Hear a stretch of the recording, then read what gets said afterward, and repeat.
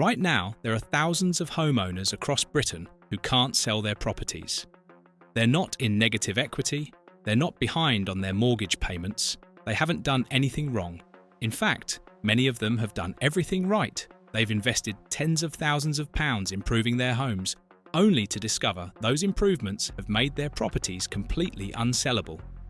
We're talking about a crisis that's quietly unfolding in neighbourhoods from Manchester to Bristol, affecting families who thought they were making smart decisions. The average British home is now worth around £270,000, and across the country, people are trapped inside properties they can't escape from. What's causing this nightmare? The answer lies in something that used to be a badge of pride for British homeowners. Before we dive deeper into this story, make sure you hit that like button and subscribe to Property Reporter so you never miss the latest updates on the UK property market, housing crisis developments, and economic news that directly affects your wealth and future. We're committed to bringing you the information the mainstream outlets won't cover in depth. For decades, doing your own home improvements was seen as a brilliant way to add value. British culture practically celebrates the DIY enthusiast. Television shows have built entire empires around people renovating their homes, adding extensions, knocking through walls, and transforming their properties. The formula seemed simple enough. Buy a house, improve it, sell it for more money. Banks loved lending against properties with extensions and conversions because they looked more valuable on paper. Estate agents encouraged it because bigger homes with more features commanded higher asking prices. The entire system was designed to reward people who invested in their properties. What nobody warned these homeowners about was the ticking time bomb they were creating. The explosion happened when the regulatory environment changed. Building control departments across the UK started cracking down on undocumented work. Suddenly, mortgage lenders became terrified of properties that had been altered without proper certification. We're not talking about cowboy jobs done badly, though those are certainly part of the problem.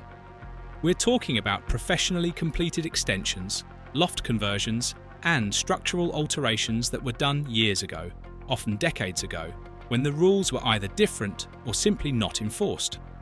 These improvements might be perfectly safe, beautifully finished, and adding genuine living space to the property. But without the correct paperwork, they've become toxic assets that mortgage companies won't touch with a 10-foot pole. When a potential buyer applies for a mortgage on one of these properties, the lender demands to see building regulation certificates proving the work was done legally. If the seller can't produce them, the mortgage gets declined. No mortgage means no sale for the vast majority of buyers. The homeowner is stuck. What makes this situation particularly cruel is that many of these property owners had no idea they were doing anything wrong. When someone bought a house 15 years ago that already had an extension, they assumed everything was legal. The surveyor looked at it, the mortgage company lent against it, and they moved in. Now they're discovering that whoever built that extension back in 2005 never bothered getting building control approval, and suddenly it's their problem. They're the ones who can't sell. They're the ones watching buyer after buyer pull out when the mortgage surveys come back flagged. Some homeowners are being forced to reduce their asking prices by £50,000 or more just to attract the tiny pool of cash buyers who don't need mortgages. Others are watching their homes sit on the market for years with no viable offers. The financial and emotional toll is devastating. The scale of this crisis is far bigger than most people realise. Industry experts estimate that hundreds of thousands of properties across the UK have undocumented alterations. We're not talking about minor cosmetic changes. We're talking about rear extensions that added 20 feet to the property, loft conversions that created entire additional floors, basement excavations that doubled the living space, knocked through walls that fundamentally changed the structure, and garage conversions that created extra bedrooms. All of this work added genuine value and utility to these homes. Families raised their children in these extended spaces. People built their lives around the extra room they created. But the lack of paperwork has turned these improvements into liabilities that actively destroy the property's marketability. The mortgage lending industry has become so risk-averse that even minor discrepancies in the documentation can sink a sale. There is supposed to be a solution called a regularisation certificate. This is a process where a building control inspector examines the undocumented work and retrospectively approves it if it meets current standards. The problem is, this process is expensive, time-consuming, and often impossible to complete. Building control officers can't see inside walls or under floors without destructive investigation. If they can't verify that foundations are adequate, that structural calculations were followed, or that proper materials were used, they can't issue the certificate. Homeowners are being quoted £5,000, £10,000, even £20,000 for indemnity insurance policies that might protect buyers, but many mortgage lenders won't accept these policies as sufficient. Some homeowners are being told their only option is to completely demolish the unauthorised extension and return the property to its original state. Imagine being told you need to tear down the kitchen extension you've been using for 12 years and spending £30,000 on demolition and restoration just to sell your house. The financial loss is catastrophic. Property values in affected areas are starting to reflect this crisis. When multiple houses on the same street can't sell because of building regulation issues, it drags down comparables for everyone.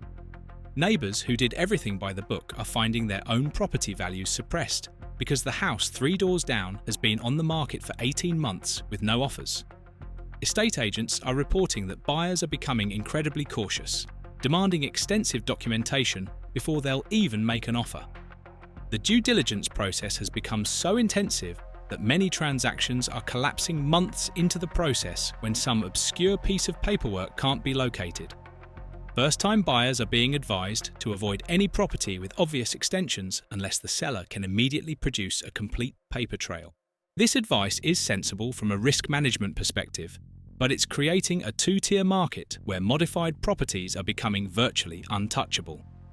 The human stories behind these statistics are heartbreaking. There are families who need to relocate for work but can't because their house won't sell. There are people going through divorces who can't separate their finances because the family home is unsellable. There are elderly homeowners who want to downsize but are trapped in properties that are too large for their needs. There are people who've received job offers in other cities but had to turn them down because they can't move. The psychological impact of being trapped in your own home, watching your equity evaporate, and feeling powerless to change your situation is immense. Some homeowners have been trying to sell for 3 or 4 years with no success. They've reduced their prices to levels that represent significant losses compared to what they paid, plus the cost of the improvements they made. They're still getting no offers because the mortgage lending criteria have become so strict. The financial implications extend beyond individual homeowners. Banks are sitting on mortgage books full of properties that may not be worth what the original valuation suggested.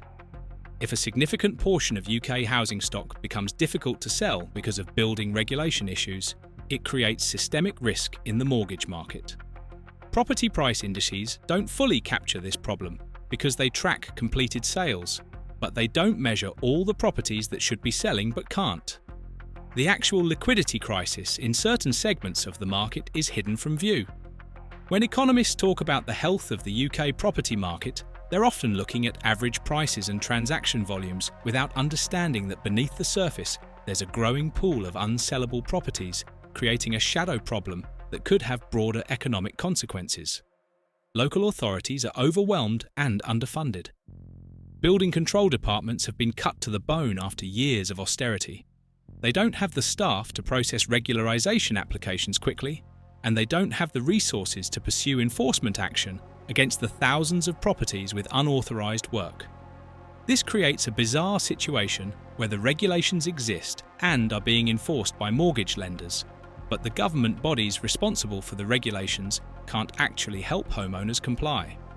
The backlog for regularisation certificates in some councils stretches to 6 months or more. During that waiting period, the property sits unsold, the homeowner continues paying their mortgage, and potential buyers move on to other properties. By the time the certificate comes through, if it comes through at all, the original interested buyer is long gone, and the process has to start again. The DIY boom that created this mess was actively encouraged by government policy. Planning rules were relaxed to allow larger extensions without formal planning permission. home improvement television shows proliferated, making it seem like anyone could tackle major structural work. Hardware stores expanded their ranges to cater to ambitious homeowners. Banks offered home improvement loans based on the projected increase in property value. The entire economy was geared toward encouraging people to invest in their properties. What nobody emphasized was the absolute critical importance of engaging with building control and obtaining the proper certificates. Many homeowners didn't even know building control existed as a separate process from planning permission. They thought if they didn't need planning permission, they didn't need any official approval at all. This fundamental misunderstanding has created the crisis we are seeing today. The irony is bitter. People who invested money, time, and effort into improving their homes are now being punished for it.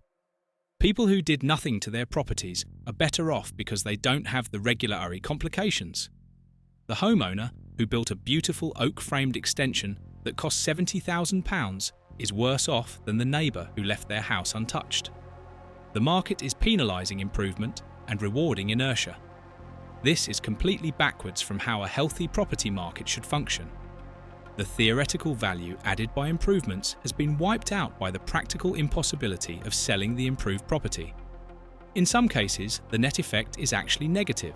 The property would be worth more if the extension had never been built because at least then it would be mortgageable. Recent data shows that properties with disclosed building regulation issues are taking on average 4 times longer to sell than comparable properties without issues.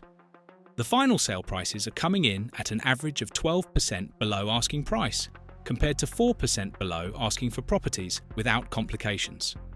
These numbers are getting worse, not better, as mortgage lenders tighten their criteria in response to economic uncertainty. When the cost of living crisis bites and lenders become more conservative about risk, properties with any kind of irregularity in their documentation are the first to become unmortgageable. We're watching a slow-motion disaster unfold where a growing segment of the UK housing stock is being removed from the market available to mortgage buyers, which is the vast majority of the market. Some property experts are calling for a government amnesty programme that would allow homeowners to regularise old building work through a simplified process. The idea would be that work completed more than 10 years ago could be certified based on a basic inspection without the need for full destructive investigation. This would cost the government very little because it would be a paperwork exercise run through existing building control departments, but it would unlock billions of pounds worth of property value and help thousands of families move on with their lives. So far, the government has shown no interest in addressing this crisis. It doesn't generate headlines like the broader housing shortage or first-time buyer affordability, so it's not on the political agenda. The people suffering are dispersed across the country without a collective voice or advocacy organisation, so their pain remains invisible to policymakers. There are also questions about whether mortgage lenders are being overly cautious. Banks argue they have a responsibility to ensure the properties they lend against are legally compliant and structurally sound. Critics argue the lenders are using building regulation issues as an excuse to decline marginal applications and reduce their risk exposure in an uncertain market. The truth probably lies somewhere in between.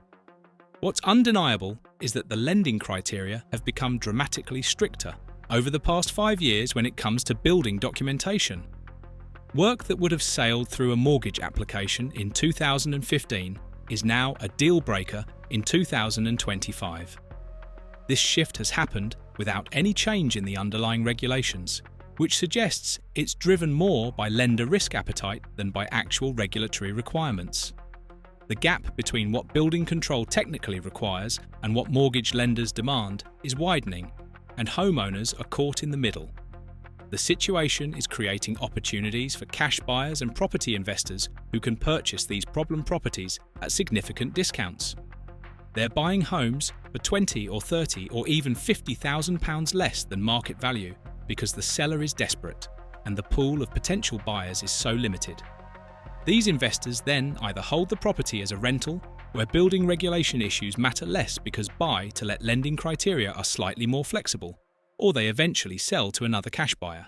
They're essentially arbitraging the difference between the property's value to a cash buyer and its theoretical value if the building regulation issues didn't exist. This is great for the investors, but terrible for the ordinary families who are being forced to accept these lowball offers because they have no other choice. Homeowners who are currently planning improvements need to understand the critical importance of proper documentation. Before starting any structural work, any extension, any loft conversion, any significant alteration, they need to contact their local authority building control department and follow the official process. Yes, it costs money. Yes, it takes time. Yes, it's bureaucratic and sometimes frustrating, but the cost of not doing it properly is exponentially higher. The few £1,000s you might save by avoiding building control will cost you tens of thousands when you try to sell. It will cost you months or years of your life stuck in a property you can't escape. It will cost you opportunities and flexibility and peace of mind. The building regulation process exists for good reasons related to safety and structural integrity. But even if you disagree with the rules, the commercial reality is that you must comply if you want your property to remain sellable. The geographic distribution of this crisis is uneven. Areas that experienced rapid house price growth in the 2000s and 2010s saw the most DIY extension activity. Regions where property values were rising quickly made home improvements seem like guaranteed investments, so more people took the risk of unauthorized work. Now those same areas are seeing the highest concentration of unmortgageable properties. Cities like Bristol, Manchester, Birmingham, and parts of London have significant numbers of affected properties. In contrast, areas where house prices were stagnant or falling saw less improvement activity, so fewer properties have these issues now. The crisis is concentrated in exactly the markets that were supposedly the healthiest and most dynamic, which means it has the potential to impact overall market stability if it continues to grow. Solicitors who specialize in property transactions are reporting that building regulation inquiries have become one of the most common reasons for deals to collapse. The conveyancing process now routinely includes detailed questions about any alterations to T property, and sellers are required to disclose even minor changes. If the seller claims they don't know whether building regulations were followed for work done by previous owners, buyers are increasingly walking away rather than taking the risk. This extreme caution is understandable given the potential consequences, but it's making the property market increasingly sclerotic. Transactions that should be straightforward are becoming complex and risky. The legal costs associated with trying to resolve building regulation issues are adding thousands of pounds to the cost of moving house. Some solicitors are advising their clients to avoid properties with any hint of unauthorized work, which further shrinks the pool of potential buyers for affected properties. The insurance industry has responded to this crisis by creating specialist indemnity policies designed to protect buyers against future claims related to unauthorized building work.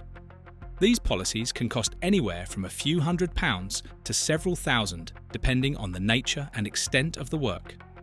The idea is that if the local authority ever decides to take enforcement action, the insurance company will cover the cost of resolving the issue.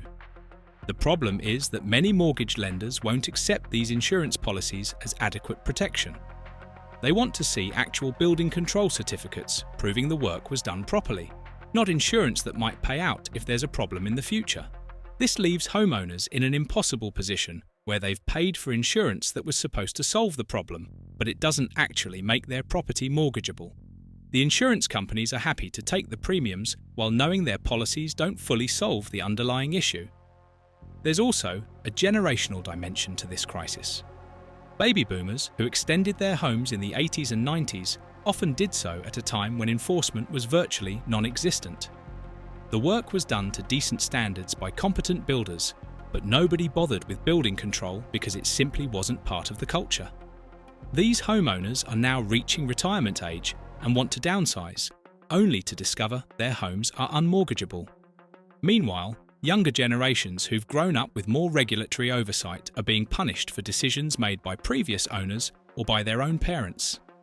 First-time buyers who stretched to afford a house that needed work are discovering they can't sell it when their circumstances change.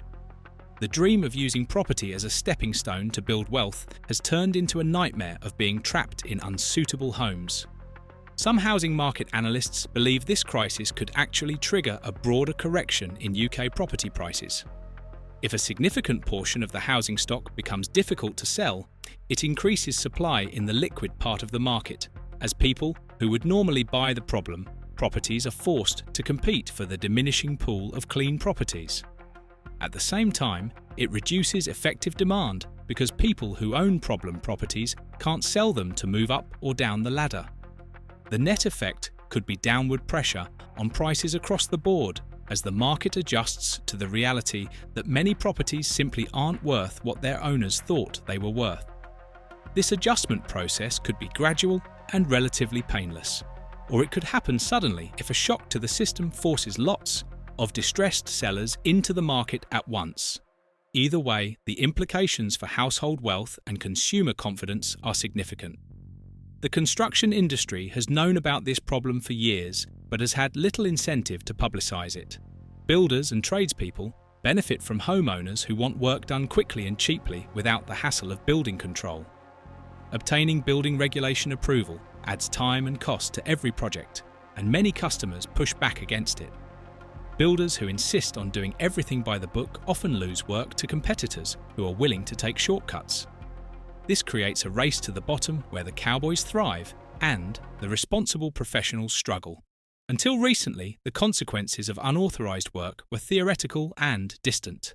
Now they're immediate and catastrophic, but the industry hasn't adjusted its practices fast enough. There are still builders out there doing extensions and loft conversions without proper approval, creating the next generation of unmortgageable properties. The emotional weight of this situation cannot be overstated. Home ownership is deeply tied to British identity and is supposed to represent security and success. Discovering that your home has become a trap rather than an asset is psychologically devastating. People describe feeling betrayed by a system that encouraged them to invest in their properties and then punished them for doing so. They feel angry at previous owners who didn't disclose problems, angry at estate agents and solicitors who didn't catch the issues when they bought, angry at builders who didn't get proper approval, angry at council building control departments that can't or won't help them, and angry at mortgage lenders who are blocking sales. This anger has nowhere productive to go because the responsibility is so diffused across multiple parties and decisions made years or decades ago. All they can do is watch their equity evaporate and their life plans dissolve. Children are being forced to change schools because their families can't sell and move. Job opportunities are being turned down because relocation is impossible. Relationships are breaking down under the financial and emotional stress of being trapped. Elderly people are staying in homes that are no longer suitable for their physical needs because they can't sell and downsize.